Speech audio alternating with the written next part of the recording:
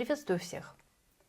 В одном из комментариев был задан вопрос о том, как научиться играть, глядя в ноты, а не на клавиатуру. Поскольку это был комментарий к видео «Амели», музыка Яна Тьерсена, я использую это произведение как пример. Итак, что я могу посоветовать? Первое. Внимательно изучите ноты. Есть ли повторяющиеся фразы, куда движется мелодия, вверх или вниз и так далее. Посмотрим на левую руку Амели. И она очень повторяющаяся. Если первый такт ми, си, соль, си и повторяется, в следующем такте меняется одна единственная нота. Это ре вместо ми. Затем меняется также одна нота. Это фа диез. И еще одна нота меняется. Ре, ля, фа диез.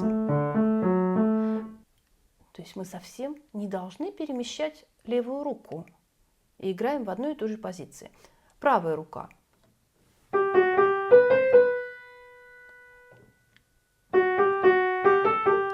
Я переместилась слегка на фа диез, а затем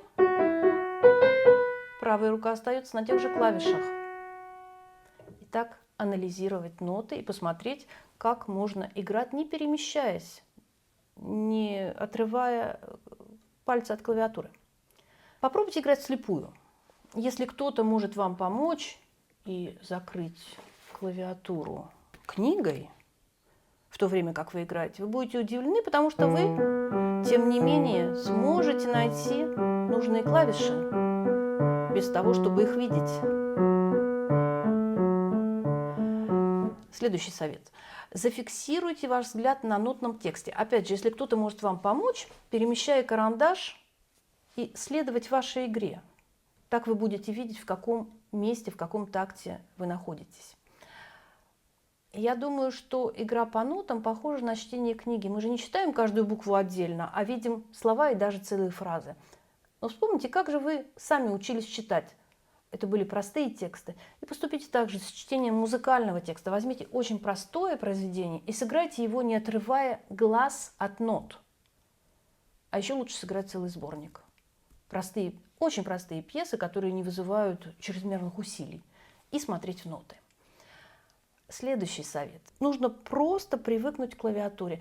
И здесь очень помогут простые упражнения, построенные на 5 нотах. Я использую вот это упражнение.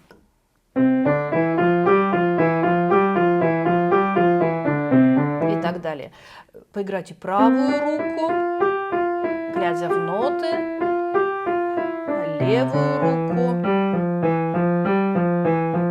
Соедините двумя.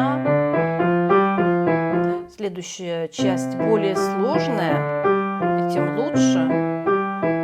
Можно многому научиться, следуя нотам. Итак, простые упражнения могут быть полезны. Также полезно поиграть в темноте. Но в этом случае надо знать произведение наизусть. Еще один совет, он очень непростой, но очень полезный. Нужно научиться играть, фиксируя взгляд на следующем такте. То есть вы играете один такт, но смотрите уже следующий. Опять же, помощь может быть полезна, если кто-то прикроет кусочком бумаги такт, который вы играете, чтобы вы его не видели, и вы будете обязаны смотреть следующий такт. Но это уже совсем высший пилотаж. Что же еще посоветовать? На самом деле нет волшебной таблетки. Нет, нужно просто играть. Но следуя вот этим советам, вы научитесь оторвать ваш взгляд от клавиатуры. Это очень освободит ваше чтение нот. Я думаю, что это все советы, которые я могу дать по этому поводу. Если у вас есть какие-то дополнения, это было бы интересно. А также, если у вас есть вопросы по определенным сложностям, напишите в комментарии. Возможно, это будет идеей для следующего видео. До встречи!